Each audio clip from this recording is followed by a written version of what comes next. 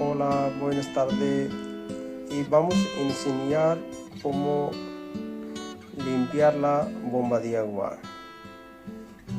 Y la lavadora está lleno de agua. Y primero vamos a vaciar por dentro.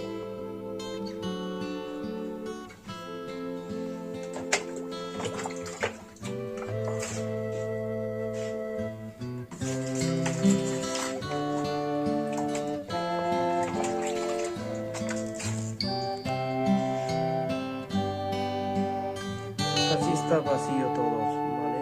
Vamos a ver.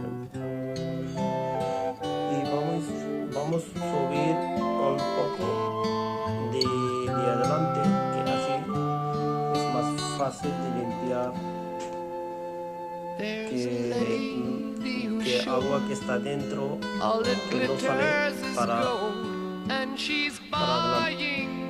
Y vamos a abrir el filtro.